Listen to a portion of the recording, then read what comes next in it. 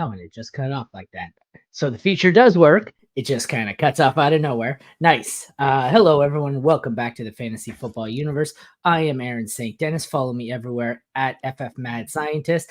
Today, I am stuck in the middle with Jeremy Schulman at FF _Rebel, Jesse Moeller at JMoeller05, and we are here for some week 4, kind of a recap here. We're going to put a little new spin on the recap because I mean you guys can read. You don't need us to look through the stat lines and see who was good and who wasn't. I'm sure they killed your team and so we're gonna add kind of a believe it or not, kind of aspect to it to see if we believe what's going on with some of these guys and what is bullshit. How did you guys fare in week 4? Week 4. How'd you guys fare in week 4? I forgot where we're at. I mean, I'm thinking it's looking pretty good. I'm looking overall. Like I had Rashid Rice on a god awful amount of rosters, and Jeremy knows I already sent him a couple deals. But yeah, it's not going well for those teams at the moment. But overall, yeah, like that was probably one of my highest roster players. So we're gonna make some changes. We're making moves. I think I'm about to trade for Jayden Reed in the league. We're gonna do some things. It'll be a lot of fun. So yeah, overall we're surviving, I guess you could say. Yeah, I've managed overall to miss a fair amount of these injuries. And I'm still like 2-2 in every single league. I got a few contenders that are underperforming, and they'll get back pretty soon. I've got a few teams that are in the dumpster that should be tanking that are winning games. So I don't know what the hell's going on, but it's still early. We'll get there. I was off to a solid start, but I have a heavy dose of Pittman, Taylor, Richardson. Not looking good. The best one the worst one out of the 3 is probably Pittman, and he's the only one who's not injured. So not great. So I guess we'll get into it here. I've got some questions loaded up. We're going to go through each game where bear with me here. I forgot that. Do you have the score of we'll start? I know we already, it happened like six months ago, it seems. The Cowboys and Giants. Sorry, I'm fumbling around. 2015. There we go. 2015. Thank you, Jeremy. It dawned on me. I do not have the score in front of me, so we'll start there. We got a question for each team. Jake Ferguson is a top 3 tight end rest of season. Some of them are spicy. Some of them are realistic. What do you guys think here? I mean, that could be like 4 points. At all. I'm on board. Screw it. Tight end position is a disaster. We have maybe 5 viable tight ends. It feels like. I count Ferguson in there. So, yeah, you can make the case he's top 3 rest of the season. Like, it's just his expected, his usage, everything is going in favor of him. So, yeah, I'm on board with it. I'll roll with it. Let's go, Jake Ferguson. Top 3 is a little too spicy for me. We know he's going to get the volume. I mean, he caught 7 of, I don't know how many targets he had last week, but it was probably double digits. It was at least 8, right? At least 7. But, he's going to see the volume. But that's the thing is, he didn't get in the end zone. This Dallas team is not great, but the defense is getting a lot worse over the next month because they lost their 2 best players on defense, and Parsons and Lawrence. They're done for a month at least. So I think top 3 is a little spicy, but I'll go top 5. I created a graphic for the best matchups next week for IDP, and the cover is Parsons and Lawrence because the Cowboys have the best matchup. I have to redo that one, I think. But yeah, I think top 3 is a little too high for me. I want to say top 5. Like, I think Laporta will get better. I think McBride when healthy. I even bumped up. I know this is going to sound crazy given how he's played. I think Travis Kelce's about to be the tight end 1 again, because there's nobody else there. And you could see the second Rice went down, Worthy's kind of a deep threat, but it's Kelce, and I think it's going to be the Kelce show once again. All right, from one spicy take to the next, Wan'Dale Robinson is a wide receiver 3 the rest of season, so top 36. He's like wide receiver 8 on the season. Before you laughed me out of the building. No, it's absurd. Yeah, his usage is out of control. He's getting an absurd target share. His routes run, like he's a scam artist, and the issue is that offense has no one else outside of Malik Neighbors. It's wide receiver 18. I exaggerated, but you get the point. Yeah, he's been really, really good, and he's gonna be fantasy viable until I highly doubt a team's just gonna take him away, because why would you take him away with Malik Neighbors, right? So yeah, I think it's him and Malik Neighbors, and really nobody else catch passes that offense. So top 36, sure, I'm on board with that.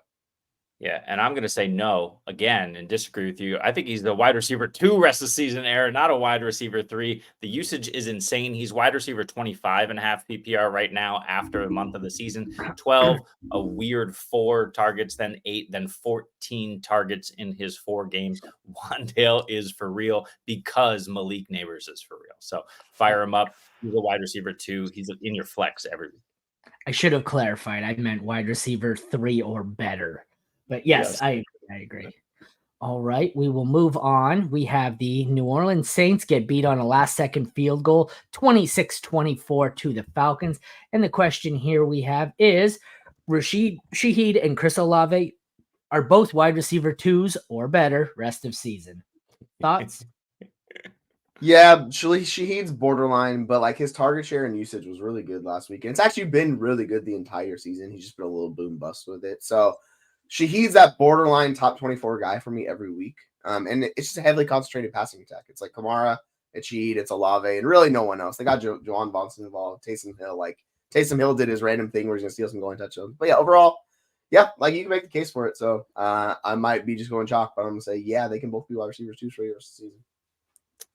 Yeah, I don't mind it either. Rashid Shaheed, I think, obviously is the lesser of the 2 in every way, but he is that deep threat. He's converting, and he saw something like a ridiculous amount of targets last week. I'm trying to pull it up, but he had 7 or 8 receptions last week. So, you can rely on him in your flex, and he's at least a wide receiver 3. Could get up into that wide receiver 2 weekly. Do you guys have a wide receiver in mind, that someone you drafted probably as a wide receiver 2 or higher, who you would now trade for either one of these without any thought? Like, I'm not going to say Garrett Wilson, but I know Garrett Wilson's probably inching closer to the conversation here. Like a Jalen Waddle. Do you have someone in mind who you'd be willing to give up straight up for one of these guys? I'm still a little more bullish on Olave. So if it's Olave, it's a lot more people. But yeah, like I'd move London for Shaheed. I'd be fine with that. I'm not really in on Drake London. So based on what we've seen, it's been kind of up or down. So yeah, I'll take the upside with the Shaheed and that passing attack and how they use him. I think at this point in the season, I'm willing to trust into it. Yeah, I think Zay Flowers is a guy I'd be looking to move and redraft. It just hasn't happened. It's the Lamar and the Derrick Henry show. Flowers will have his ups and downs, but I think Shaheed has the potential to be more consistent. I thought we were going somewhere completely different than that based on where you paused. I think he's a guy. Oh, okay. Like, what the fuck? Where are we going with this, man? Can he play football? Let's go. All right. On the Falcons side of the ball, Kyle Pitts is not a top 6 tight end rest of season. At this point, that may not even be spicy. It might not be a top 10 tight end. Thoughts here? How low are we? Yeah, if anybody's trying to sell you on Pitts, it's like, dude, it's a disaster. So anybody want to take a guess on where Kyle Pitts' expected points per game are for tight ends? Just for tight ends, what he ranks as? 24th among tight ends, 5.9. Oh yeah, it's glorious. And by the way, he's scoring less than that points per game. So yeah, like it's a disaster for Kyle Pitts. He's just not a focal point. Like they feature Mooney, they figure McLeod. London, like I still like London. I'm not a hater on London, but I just like Shaheed a lot. But yeah, I want nothing to do with Pitts the rest of the season. And if you can still get out for a decent price, man, because he has name cash. Yeah. And I don't know what he did last week in terms of separation, but he was like dead last in separation among tight ends or like 130th or something ridiculous after week 3 among all pass catchers. So he's just not getting open. This is not something we thought was going to be the case. Who's getting open? Darnell Mooney and Ray McLeod. So they are getting the ball from Cousins, not Pitts. This is like fucking sacrilege, just the fact that I have to utter this sentence, but rest of season, Kyle Pitts or Dallas Goedert? Dallas Goedert, easy. I'll take it. Like, I know the wide receivers are going to come back. Goddard at least gives you flex by, like, he gives you those boom weeks, like, where you can occasionally go off. We're getting nothing from Pitts. Like, I just can't do it. Interesting enough, I tried to get Garrett Wilson for Rashid Rice in, like, a couple leagues where teams that are rebuilding, Rice would fit them, and they just didn't want to do it. And I was like, that seems like a really easy pivot. If you have Wilson, you could trade him into Rice if you want to tank and do something along those lines. Or you can move him into a running back, dude. There's a lot of good players in that range you could trade him for. So I think his name is really good to move. I'm not moving him right now. I think you're at an absolute sell low. And he's faced some of the best shutdown guys who will travel over the first month. I don't think it's going to get a lot better, especially if Rodgers is hurt, but there's no way I'm selling him at what his value is. I'd love to wait a couple of weeks and then flip him for Rashid Rice plus. The only problem is you can't wait a couple of weeks because he's facing Minnesota, Buffalo, Pittsburgh, New England over the next 4. That's the problem. The second half of Garrett Wilson's schedule is awesome. So you can target him after New England in week 9. It's Houston, Arizona, Indy. He gets a bye, Seattle, Miami, Jacksonville, Rams, and Buffalo to cap it out. So there's like 6 of those final 8 games for him are really nice spots. Everyone should be healthy. They should be clicking. It's going to be another month before Garrett Wilson really produces for you. So the answer is hold him if you own him. He's still the 27th ranked overall player, like in Superflex leagues right now. Like there's a lot of players you could trade him for if you wanted to. But yeah, if you want to hold and ride it out, like you can totally do that. If you can. All right. Next up, we have the Bengals and Panthers. That would be a 34-24 Bengals win. My first question is, Chase Brown has taken over the job from Moss. I know it looked like it was all Moss, but it looks like it swung the other way. I know Moss was better in the second half, but this was all Chase Brown in the first half. What do we see this as going forward? 50-50? Yeah, I think it's closer to a split. Interesting enough, they played the Panthers, and everybody looks good against the Panthers defense when you rush against them. So there is a little bit of I saw someone say Zamir White would like a word. Well, Zamir White is not an NFL running back at this point, so we're just gonna skip and move up from him. Yes, sir. Yeah. Chase Brown's like, somebody said he was like Sonic the Hedgehog on the football field for running backs just because he runs so chaotic. And I was like, yeah, you know what? I believe it. Yeah, like they're gonna bounce back and forth between the two of them. I think they're both good running backs. They offer different skill sets. Moss is the guy they could trust a little bit more, but Brown just has the explosiveness which he doesn't have. So I expect them to be kind of a 1A, 1B moving forward. It's it's a good offense, good play fantasy points. They both put up 20 plus last night. It's like a good game. Yep. Yeah. The amount of Chase Brown looks like he's shot out of a cannon tweets was ridiculous yesterday. But it's true. He just looks super explosive out there. He's getting the, short yardage work, which is super interesting. If you own Chase Brown, he's on a few of my benches. I have more Zach Moss than I have Brown. One thing that I am encouraged by, and a reason I believe this will be a split is because Brown is not used in the receiving game.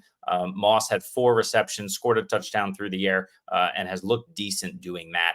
I think they just trust him more in pass protection still, which means he's going to see the field enough. Both of these guys you can use.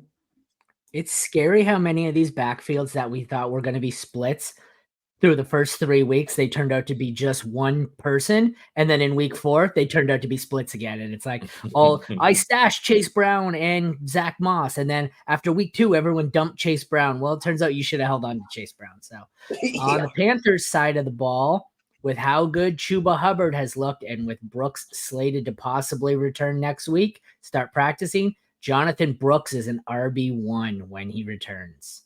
Top 12.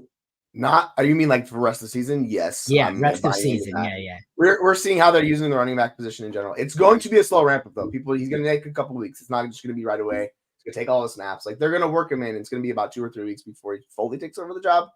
But like he can play a role alongside Jonathan Brooks. I just think their offense right now with the way it's producing, like I'll buy him as top 12 running back.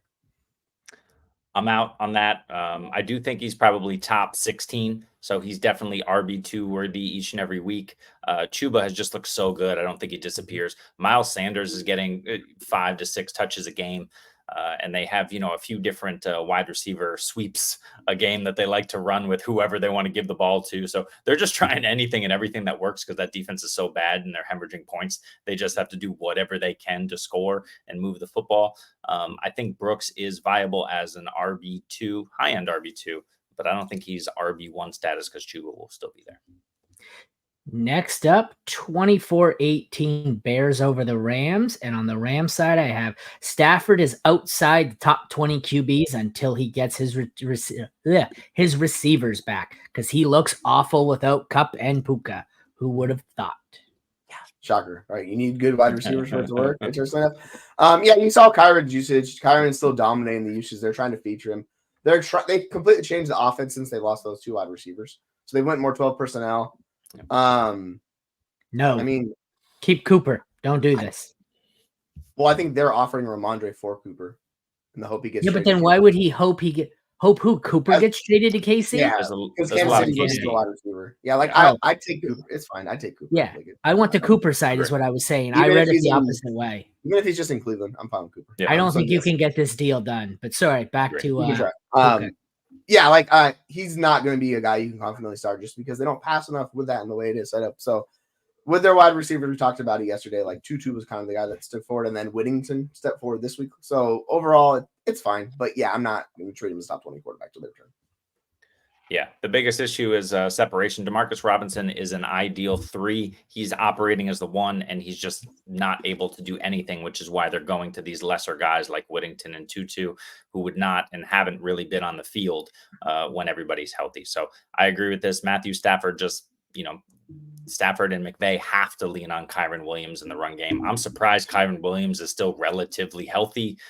Let's hope that continues for his sake and for the Rams' sake, because if he goes down, they got nothing back there. I know. I was out on Kyren all offseason with the premise of he can't maintain such a heavy workload when everyone's healthy. Yes. I didn't factor in no one's going to be healthy. So my bad. I'm not a psychic.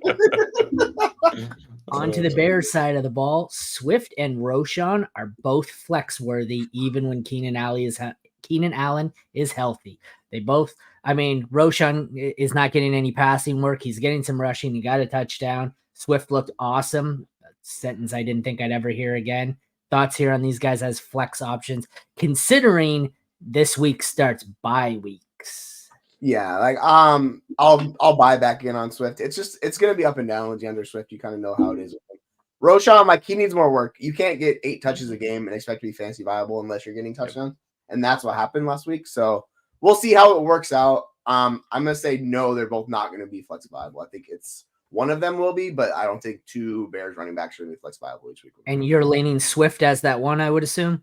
Yeah, with his usage, they were just like, "Hey, Roschon extended look. Never mind, we changed our mind. Swift, go back in. We like what you do." So yeah, like the pass catching alone is all Swift. So yeah, if he's keeping that, then heck yeah, like Swift for sure. Yeah, but here's the thing, right? The Rams are one of the bottom 3 worst defenses in the league. DeAndre Swift looked great against a terrible defense. Newsflash, like, okay, he's a decent player. This is not going to be likely. The Bears had 62 yards through a quarter and a half of play. Thank you, Shane Waldron. And then the yards that they were generating after that before the half was Caleb Williams avoiding 3 sacks, running around like a madman and finding someone wide open in the field. So Shane Waldron, maybe he did something in halftime to help generate offense here, but he sucks. He's terrible. And when they face a competent defense, this team is a mess. So we know the offensive line sucks from 2 weeks ago. We know that the running game is usually not viable. We see what happens, when they decide to kind of simplify it and go run, and then they, all the pass catchers disappear. This was a bad game by all accounts for Caleb Williams, and the passing game when it shouldn't have been. It's a mess there. I don't want anything to do with these guys. And if you can sell DeAndre Swift, sell his ass now. Look who they play the next 2 weeks: the Panthers and the Jaguars. Before the bye week, it's setting up pretty well for Swift these next 2 weeks. Fair. I was like, the schedule. I was like, oh, okay, all right. We'll see how this but goes. we did this with Swift the week before when they played Indy, right? And we were like, oh, like Swift's going to run wild. Nothing. So I'm really going to temper expectations, and I'm still selling him despite the nice schedule. Yeah, agreed. Vikings 31, Packers 29. Sam Darnold is a QB1 rest of season. Thoughts? I mean, it's the system. We were talking about this off screen. The system just produces fancy points. As long as you have a quarterback who can make the passes, and that's Sam Darnold. We see this in San Francisco. We see this in Mike McDaniels in Miami. Like these high profile like offensive play callers with the way they design the schemes for their quarterbacks, like you can do it. And I think Sam Darnold is very much borderline top 12. I'm going to struggle to rank him inside top 12, so I'll say he's going to be outside of it, but he's going to be pushing into it. So I'll probably have him like QB 14, 15 in that range. Yeah. Sale. Good call. Yeah. So I'll say just outside though. Yeah. But I wrote this up last week about Sam Darnold. I even ranked him as a QB 12 or maybe even 11 last week. He's the guy. But like you said, he's Brock Purdy. He's Tua Tagovailoa. He's in this system. He's got all the weapons. He's got a great defense, so there's no pressure for him to produce as well. And the run game is not nearly as effective as the pass game, even though Aaron Jones looks great. Aaron Jones is proving he's an even better pass catcher than he is a runner. So they're doing a ton of screens to Aaron Jones, and it looks awesome. So why would they stop when it's working? They're 4-0. Sam Darnold, rest of season, fire him up every single week. It's scary that they did most of this without Jordan Addison until this week, and they still in a few weeks are going to get back TJ Hawkinson. That's scary. Awesome. The easy answer to this is top 12 receiver rest of season. Yeah, his usage really is close. Like borderline wide receiver 1 the past 2 weeks. Like it's absurd stuff what they're doing with it. Yeah, love it. Josh Jacobs will finish outside the top 12 running backs by the end of season. I'll say yes. Similar to Darnold, like Jacobs is going to fall into that range where he's just outside right now for me. Like the weird part about it is he started out with a lot of volume. The last 2 weeks, they shifted away to that where he's been splitting with Emmanuel Wilson. So I don't know if they're trying to keep Jacobs fresh or whatever it is, but it's something we got to pay attention to. So at the moment, I'll say yes, he's going to be outside the top 12 because Emmanuel Wilson's carving out a significant role alongside him, which I personally do not expect. I agree, except Josh Jacobs did have 4 receptions in this game despite his limited workload on the ground. That bodes well for him. But we saw this last year with A.J. Dillon. They, kicked A.J. Dillon out of the building, and then they were like, I guess you can come back, re-signed him. But thankfully, he got hurt. Otherwise, this would be the A.J. Dillon show instead of the Emmanuel Wilson show as the 1B. That, LaFleur wants a 1B. What can I tell you? Jacobs is probably, high end to mid RB2. 24-20 Texans over Jaguars. This one starts with Tank. Bigsby has made ETN a low-end RB2 rest of season. Thoughts? Yeah. ETN was already inside like my back-end RB2 rankings going into the week. That's not really going to change. Like I think it's just unfortunate. It is what it is. That you can't trust the offense. We're seeing the issues with T-Law, the line, and the ETN has his own issues. And they've said this multiple years. They wanted to not give ETN the workload. They're showing us that's not what they wanted to do with ETN. So, yeah, I'm on board with this. He's just not really a guy I'm interested in holding. I would just rather push him in that RB2, RB3 range. Yeah, and we all faded the crap out of ETN going into this past week. We saw kind of the writing on the wall. We didn't expect the offense to be this good, but what I will say is Tank Bigsby is ripping off some of these long chunk runs, and ETN only had 1 catch in this game. That is not nearly the production that you want to see. If you compare this to what we see going on in Tampa with Bucky, Irving, and Rachaad White, you're hoping that Tank is the Bucky role where he's getting kind of the main first and down role and the inside runs. And then you see ETN or Rachaad White being more involved in the passing game. The problem is that usage week to week isn't as reliable. So I'm fading ETN again until further notice. I still got to go Jacobs on this question here. There's just too much unknown with Brooks. When will he be back? When will he take over? We know it's Jacobs' job to lose. So.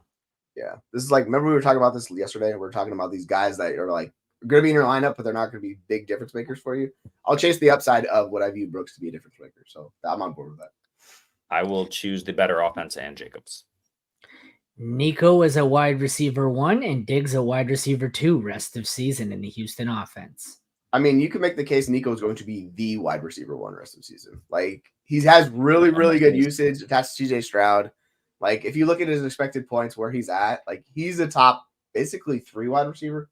You could say top 5 if you want to be, like, a little less bullish on him. But, yeah, like, and Derek Brown nailed it. Nico's the king. Yeah, like, I'm fully on board with him. So, yes, I think he's by far a smash wide receiver 1, a high-end wide receiver 1 this season. So, yeah. And, yeah, with, like, Diggs and Dell, it's going to be a little more interesting. Appreciate you, D, bro. Yeah, with Diggs, I don't mind Diggs at that cost, like, back-end wide receiver 2.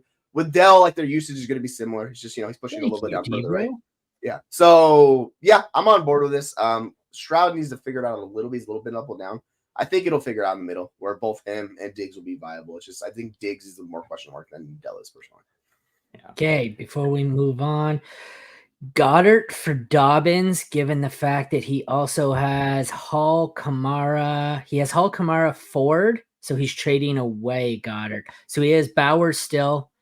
I don't think he needs Dobbins. I think I'd take the other 3 running backs he has over Dobbins.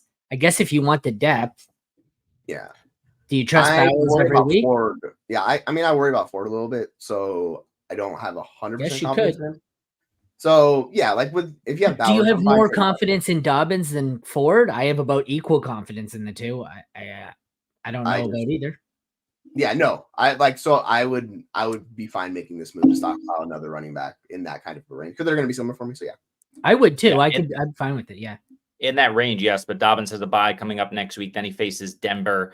Arizona has been decent on the ground, and then New Orleans and Cleveland. So he doesn't exactly have a great schedule coming up. The next few games after that, Tennessee, Cincinnati, Baltimore, not as stingy. But some of those games coming up and the bye, I don't love it right away. I'd prefer to have got it for the next week or two and just soak up all that usage that he's going to see because tight end sucks.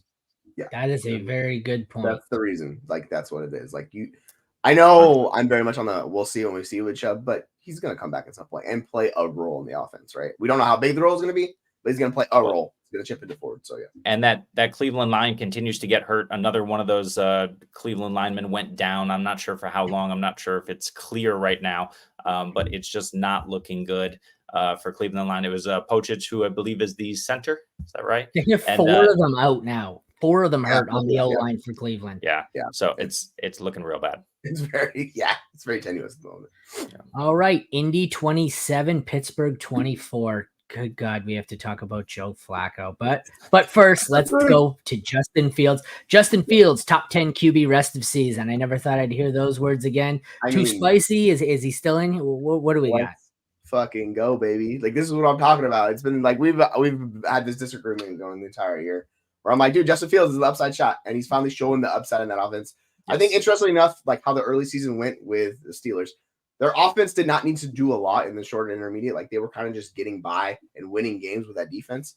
They're going to come into these matchups where they need Justin Fields, and this is exactly what happened against the Colts. They needed Justin Fields to turn it on because they had to come back, and he almost won them that game. Like, it was rough midway through, and then he turned it on. Like, if you unleash Justin Fields, he's very much top 12 quarterback rest of the season. So as long as he's starting, and I think that's the caveat with Russell Wilson, like, that's the only thing that will keep him outside. But, like, there's just not enough good fantasy quarterbacks right now for me to keep him outside the top 12.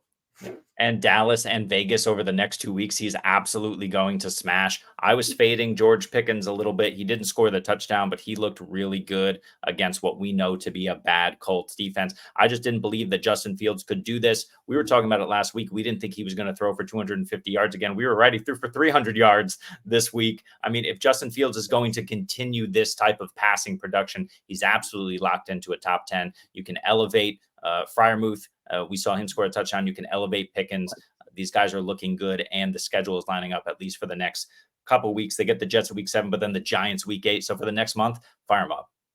Week 4, and we're talking about Joe Flacco and Justin Fields. I hate fantasy football. I hate fantasy football. All right. Short term, who's better out of these 4? Okay, well, Shakir is dealing with an injury. I'm not sure what the status is. But to be fair, Keenan Allen and Jalen Waddle are always dealing with an injury. I have this one, Allen, Waddle, Shakir McConkey, assuming they're all healthy. I want to see the game tonight. McConkey at the end.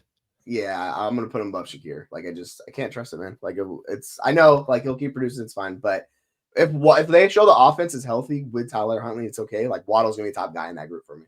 But I'll say Keenan Allen, then Waddle. And then McConkey, Shakir. I know Keenan Allen wasn't healthy. I'm pushing him down. I mean, I think the age, the competition there, what's going on with Shane Waldron and how much I hate him. I can't give it to Keenan. He'll have a few boom weeks. He will, right? He's a great wide receiver. He's still got it in spurts, but he's not the best wide receiver on his team. I'm going to go. We don't know what's going on in Miami, so I'm going to go Ladd first here. I mean, McConkey's usage has been awesome. He's had 7, 4, 6, and 7 targets he scored in 2 of his 4 games. I think he's just going to grow. He's a rookie wide receiver. We love to see them over the back half of the year. So I'm going Ladd, then I'll go Waddle, Shakir, and Allen is last for me. So the opposite of what I said. We're helpful. You're welcome. That's called consensus. All right, let's get back to the Colts game here.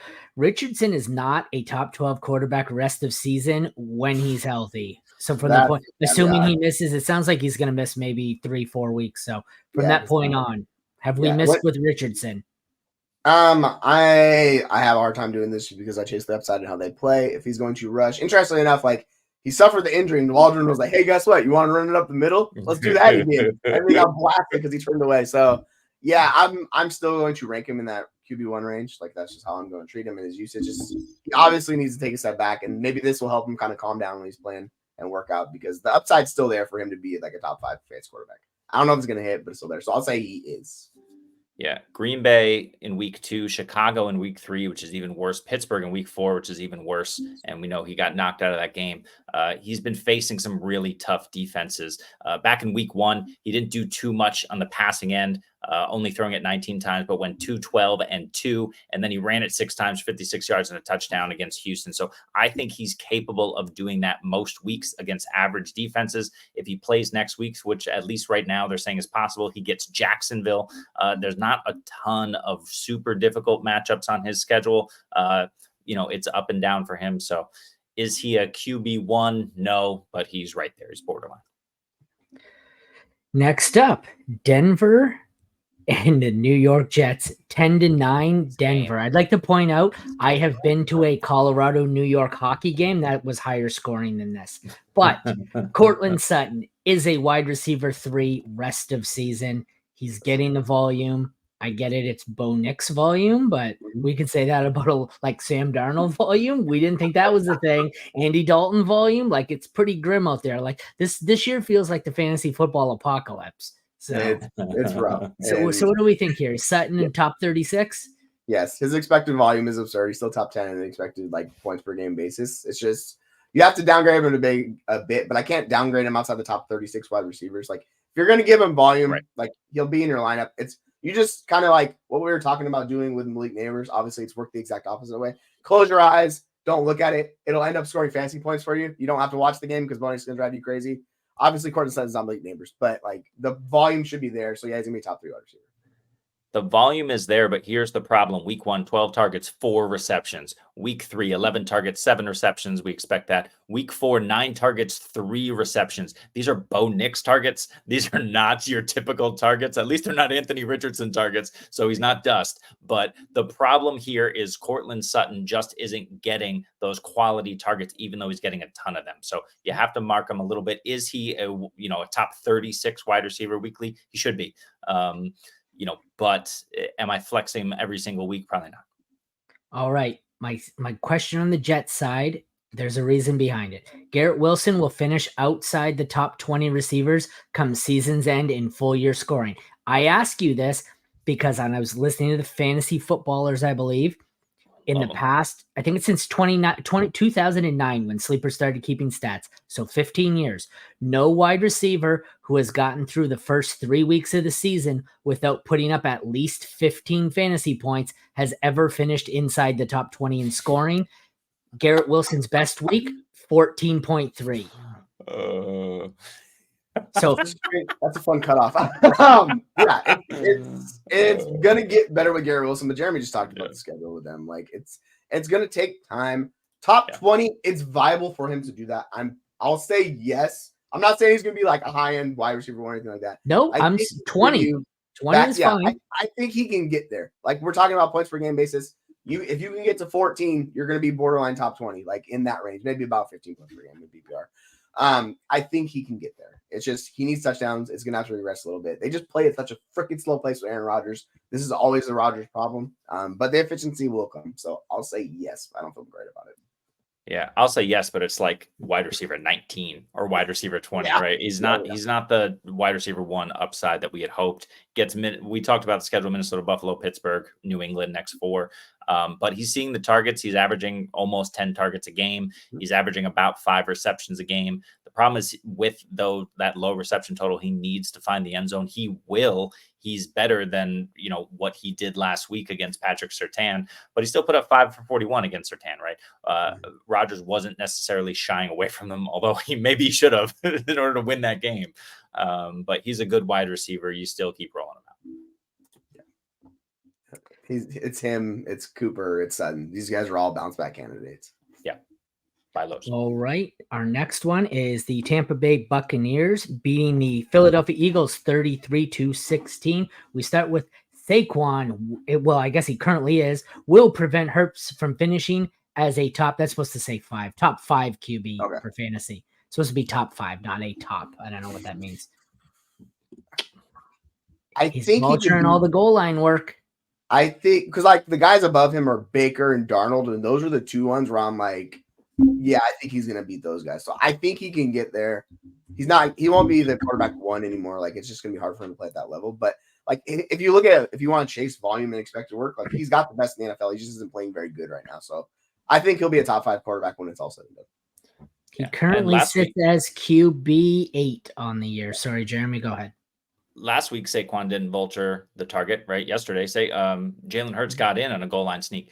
The problem is he just doesn't have the passing volume or capacity to do it without his top 2 wide receiver options out. So I think when those guys come back, he'll be back into it. Is he top 5? Probably not. He's probably like 6, 7, 8 in that range. Top 5, I think, is pushing it. The real problem here is, he's going to have to keep throwing it. He's not the best passer of the football. The Eagles haven't really proven that their defense can hold up, even though they did everything possible to revamp that secondary. Guess what? It didn't work. Play everybody against the Eagles in the opponent's passing game. Yeah, from like week 7 on, it's the Giants, it's Bengals, it's Jaguars, it's Cowboys, Commanders, and then follows up with the Rams. That's like a nice week and a half stretch where a month and a half we should get back. Like I think that's gonna change it a little bit. Yeah. Buccaneers side of the ball. Bucky Irving will make Rachaad White finish outside the top 20 come the end of the year. Yes. Like he can get into that flex range just based on the receiving volume. The interesting thing is Bucky stole the goal line work yesterday, and that's the biggest thing for him. Because he was holding on goal line work and receiving work. If Bucky holds on to that goal line role, that means those touchdowns aren't really going to be there for him. So you're strictly talking about receptions, and that's how he'll get. He basically will be Austin Eckler for the Commanders at that point. Is that's what we're talking about doing? So yeah, I'm gonna have him outside the top 20 the rest of the season. ETN, Zach Moss, Rachaad White. Who finishes higher rest of season between those 3? You could also add Ramondre to that list of guys who kind of lost his job to a backup this week. Who was it? It was you said what Moss. ETN, Moss, ETN, and White. ETN, White, Moss. I don't know. I mean, these are all guys who are reliant on pass catching to kind of trump up their fantasy value. And Rachaad White himself is thankfully in a good, productive offense. There's just a lot of pieces. They don't need to rely on him. And if Bucky's getting everything, he's going to drop down. But these guys all face the same issue. They are borderline RB2s at the moment. Yeah. It's not good. Pass. It's not good. All right, moving on to a more exciting game, just like we all projected. It was 42-14 Commanders over Cardinals, and Jayden Daniels is a top 5 QB rest of season. Yeah, I mean, I don't know how you rank him outside the top 5 quarterback rest of the season. He's playing basically as the NFL MVP level, with Allen. He's QB1 right now. Yeah, it's absurd what he's doing. He's 82% completion percentage. The issues we thought that were showing up for Daniels, they're not showing up. They just went in and stomped out the Cardinals. He was lights out in that game. So crazy. At some point, someone's going to be able to figure out to give him some issues. But man, he's playing out of his mind right now. And that offense and what Kingsbury's doing, it's just a godsend for points. So yeah, he's top 5 quarterback for the rest of the season, and he's more likely top 2. He's up there. Yeah, he's what we want Jalen Hurts, who we were just talking about, to be like this season. He looks like Lamar Jackson out there, except he's a better passer of the football with presumably lesser weapons. He's just getting it all done himself, right? He's like second year, third year Russell Wilson, just with the savviness that he has to run around, scramble, and just get the first down, looking like Patrick Mahomes out there. But you mentioned the 82% completion percentage. No one's ever done that in the history of football, ever. This is all-time historic. Did you hear the broadcast? Play. They compared him to Drew Brees during the broadcast for completion percentage. You can compare him to anyone. He looks like Russell Wilson. Prime Russell Wilson. He looks like Patrick Mahomes with the way that he's scrambling. He's as accurate as Drew Brees. Look, I'm willing to bet on the fact that we are looking at someone who's amazing, because the other thing that we can't forget is that he's operating within a Cliff Kingsbury offense, right? Look, maybe Cliff went to Thailand or Tahiti or wherever he went this offseason and got on the Aaron Rodgers treatment, did some ayahuasca or whatever, found himself and reinvented himself and became a new offensive coordinator. That's unlikely, right? I just think what's likelier is Jayden Daniels is phenomenal. Do not bet against this man. He's QB1, and I feel like he's operating with a 3-spot handicap just with Kingsbury right there. So he should be +3 ahead. But before we get to the Cardinals side, it looks like Raheem Mostert is officially ruled out for tonight. Just thought I'd drop that for anybody who hasn't checked their lineups. You might want to go take him out. The other side, when he gets back, Trey McBride is no longer top 5 this year, rest of season. Because I think it's going to be, I think Kelsey's guaranteed top 5 now. There's going to be so much volume. There's no one else, and we've seen Mahomes just lean on him. I think I probably have Bowers in there. I think Laporta rebounds. I know there's tons of injuries. He's probably still top 5, but is there a case where he's not? And this is from the guy who doesn't even like Dallas Goedert. I would be shocked, given his role is one of the best in the NFL. The usage is there. He's living up. He's been fine. He hasn't been killing you. I don't know how he falls outside the top 5. He would have to just fall short of expectation massively for me. So yeah, I would. Kittle. Yeah, Kittle's good, man. If you put Kittle in one of those other guys' roles, Dawson Kincaid, or I can't talk. Dalton Kincaid, or these guys, or McBride, it would be tight end 1. It's because George Kittle's eternal. But yeah, he's top 5 for me. McBride is. Assuming he comes back quickly, I think he's top 5, but he's 4 or 5 because we have the ascension of a couple of other guys, namely Brock Bowers, who we were not counting on. Travis Kelce, I think, does maintain the usage. The weird thing about Kelce is that Patrick Mahomes was fitting the ball into some epically tight windows for Kelce yesterday. So, can Kelce still get open the way he used to get open? I don't know. I need to see it a little bit more. I'm not automatically putting Kelce in that top 5, but you can put Kittle there. You can say maybe Goddard stays there, probably unlikely with those receivers coming back. But yeah, I think he is top 5, but he's the back end of the top 5 for me. Yeah, both Goddard and Kittle have that same issue where they're getting competition coming back. That's going to limit them. It's just unfortunate. I would love to see those guys in situations like McBride. Agree. 49ers 30, Patriots 13, and Antonio Gibson has taken away the starting job from Ramondre. We've been down this road with Gibson quite a few times. Gibson will drive you crazy. The thing that got him, though, is Ramondre fumbled, and that's kind of the thing that kicked off Gibson. So I think it's more of a 1-week thing with Gibson. He just makes too many mistakes, man. But yeah, if he has this role, I would love it. I just don't expect it to last. So I don't think he's taking it away. I think he will play a role like he has the entire year, and maybe they'll give him a little bit more work. I just have a hard time believing they're just out on Ramondre after one. Yeah. I'm going to pump the brakes on this completely. Gibson did not take over the role. Ramondre is back in at the end of the fourth quarter in his normal role. They benched him for a couple of quarters for sure. That said, who cares? This offense sucks. They're going to continue to suck. If you can, what did they say? Trade Ramondre for? Do you remember who that player was earlier? That was Mark Cooper. No, I think it was just an open-ended statement where it was trade him for anyone. Yes, Trade him for Amari Cooper. Trade him for anyone you can at the moment. If people think he's down, they played San Francisco and the Jets in back-to-back weeks. That's not easy for running backs. That said, this offense is not good. Can you imagine the Patriots scoring, 30 points in a game this season? Highly unlikely, unless Drake May gets in there. So there we go. Now it just goes wild. So no, sell him. Side note, Jeremy, what's your favorite team? The New England Patriots. Are they still your favorite anymore? You might need to start shifting. Always, baby. Always. Listen, right, we had our ups. It's time for our downs, clearly. And when you have such high highs, you experience low. Yeah, the problem is you owe the NFL 20 years of Brady Belichick karma. So yeah, here we go. 49ers. None of the 49ers receivers can be trusted as more than a wide receiver 3 moving forward. Bullshit. Deebo Samuel exists when he's healthy. So I think if this is when they're healthy, I'm clearly going to have Deebo and Ayuk ranked higher. In the meantime, I'm still gonna have Ayuk as a top 3 wide receiver. Like that's top 36. So there's just not enough good wide receivers to keep him out. And we'll see how it goes. But yeah, I trust He's averaging like 5 fantasy points per game. Yeah. Debo was a lot better in the early season. The injury kind of like snuffed him. So I get it. This is another bounce back candidate. I think Brandon Ayuk's one of the better buy lows in fantasy football, to tell you the truth. Here's my concern. We saw the 49ers take so long to pay Brandon Ayuk. They were potentially, I don't know if it's been confirmed, but we believe that they were out there looking for trade partners for Brandon Ayuk. A lot of that, if you remember back in June at OTAs in July at minicamp, was Juwan Jennings looks awesome. And guess what? Juwan Jennings looks awesome. He looked awesome yesterday on limited work. Obviously, he had that big blow-up game 2 weeks ago.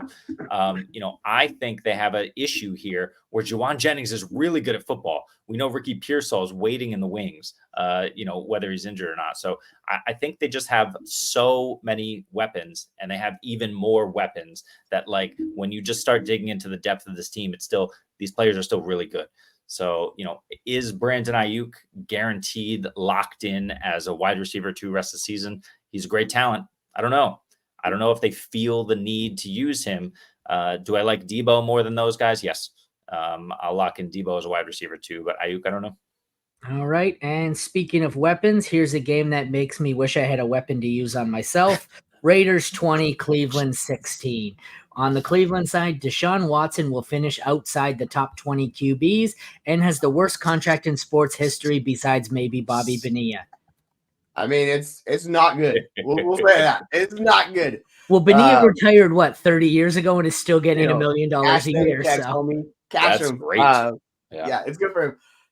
I mean, it gets really good. Even like last week or last night, he's put up 13 fantasy points. Like it's fine. He's going to give you fantasy production. He's pushing more towards that, but like outside the top 20, I think he can still beat that.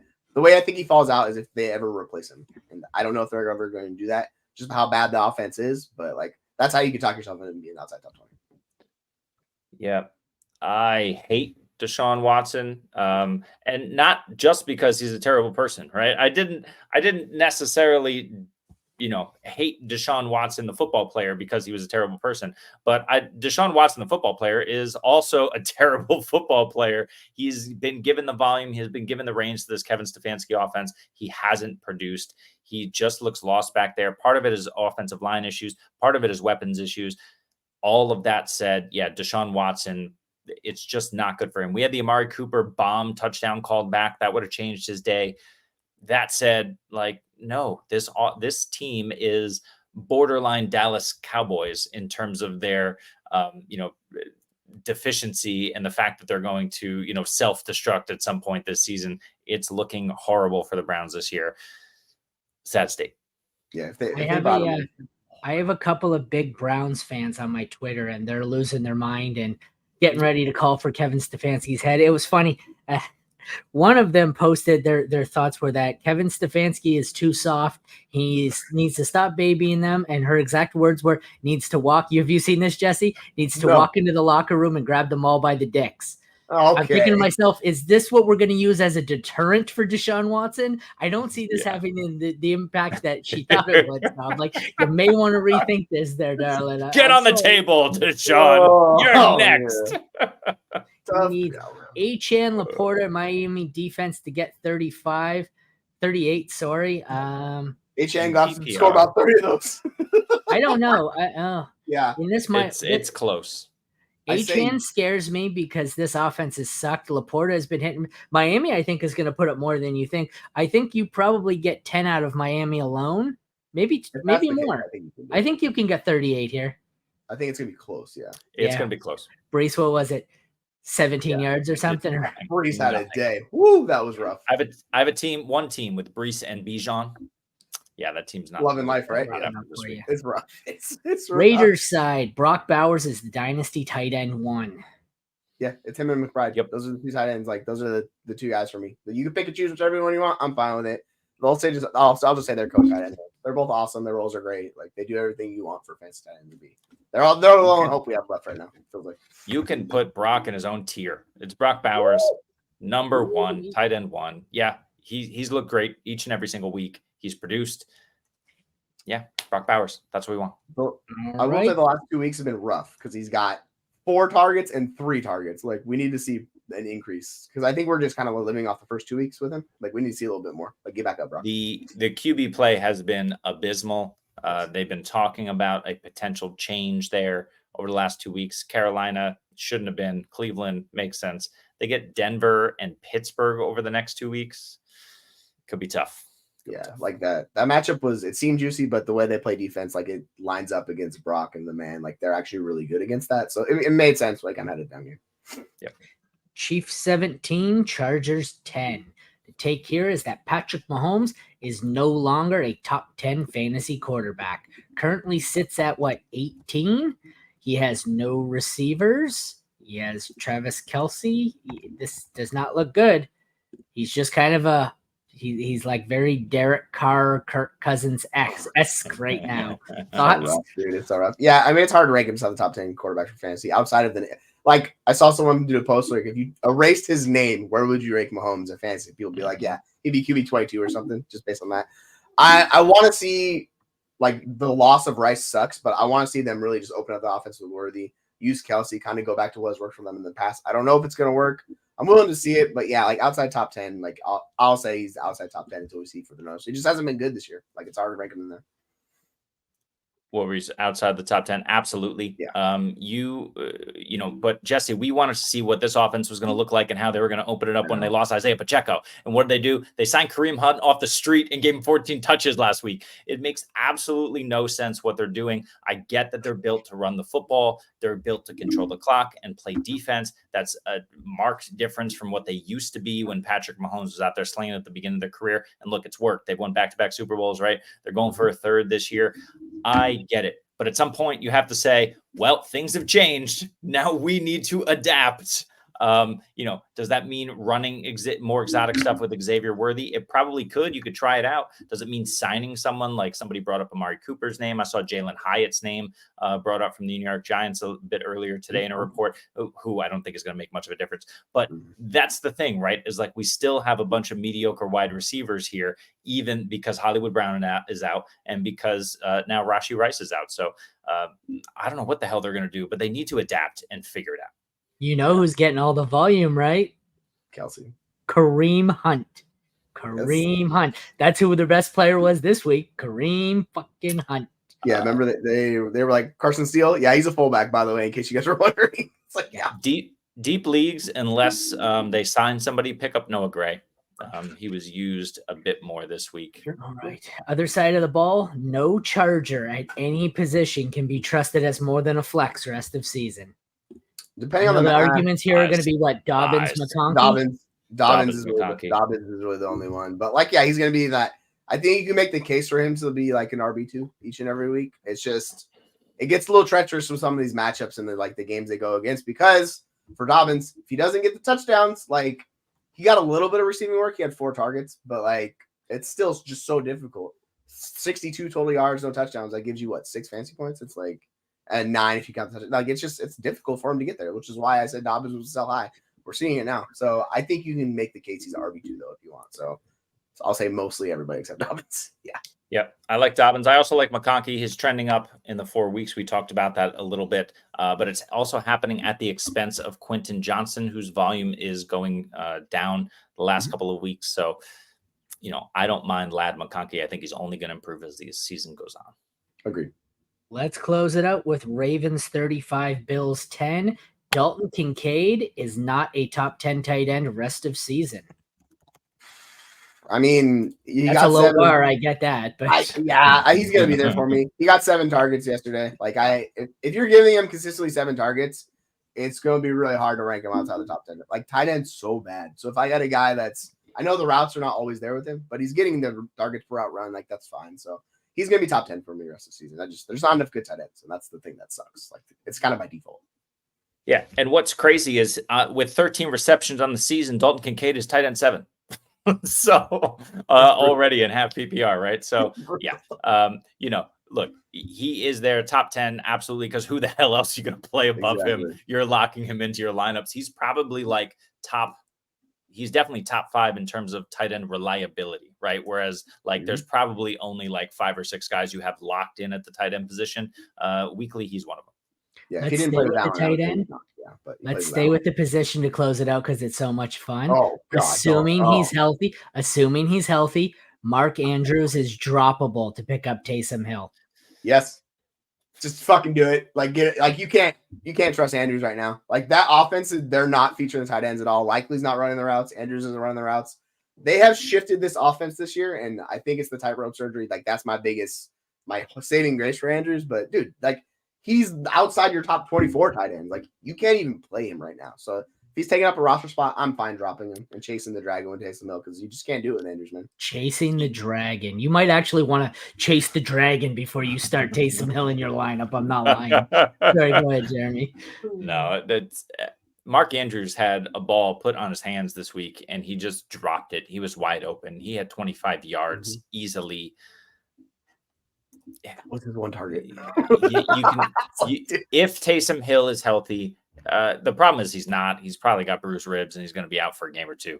But if Taysom Hill is healthy, you can drop Mark Andrews for Taysom Hill. God damn it. Yeah. All right. And on that lovely note, that is a wrap on our week 4 fantasy football, believe it or not, / week recap. Check back tomorrow at noon. We will be here for the, what does SC have to say? Back-to-back games with only 1 target for Andrews.